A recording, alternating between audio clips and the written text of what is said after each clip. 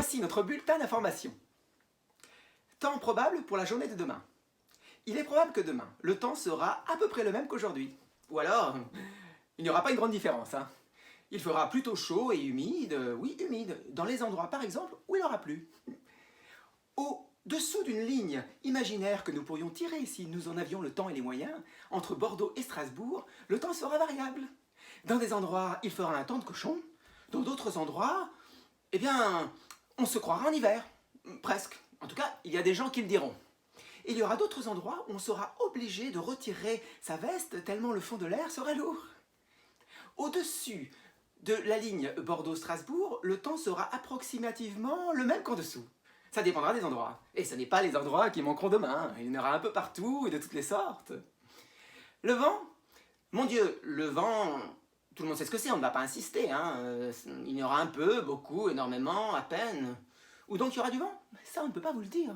Puisque le vent, ça ne reste jamais à la même place. Ça va, ça vient, ça se promène. Sans cela, ce ne serait pas du vent. La température? Eh bien, la température, ça dépendra aussi des endroits.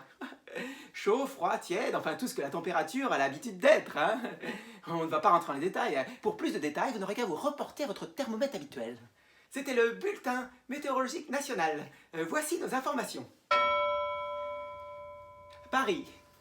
Un important entretien s'est entretenu cet après-midi entre deux entretiens au sujet de l'entretien international en vue de la coordination des entretiens internationaux. Paris.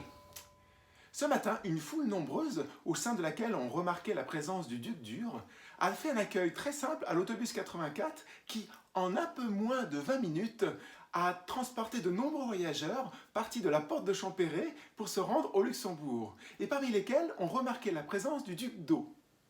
Les deux ducs ont échangé quelques mots sur différents aspects du temps qu'il fait en ce moment, puis ils se sont penchés sur le problème de leur santé personnelle. Les échanges étaient empreints d'une très franche cordialité. De Washington. Le climat de détente qui s'est instauré entre les deux blocs d'ambassadeurs extraordinaires n'a pas cessé d'empirer. On craint que l'un des blocs n'en vienne à se fendiller dans le délai le plus proche, ce qui mettrait en danger la sécurité même de la sécurité. Le gouvernement de Washington envisage de remplacer les ambassadeurs extraordinaires par des ambassadeurs ordinaires, comme on en trouve partout. Paris. Le match qui devait opposer hier soir à la Salvagram les deux poids moyens Robinson Crusoe Grande-Bretagne et Rarapanigel France n'a pas pu avoir lieu. Dès leur irruption sur le ring, en effet, les deux hommes, après s'être observés un moment, ne se sont pas plu.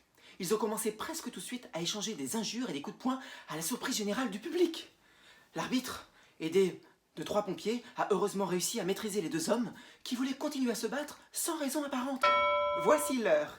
Il est 7h-5, mais je crois que je retarde un peu. C'était notre bulletin d'information.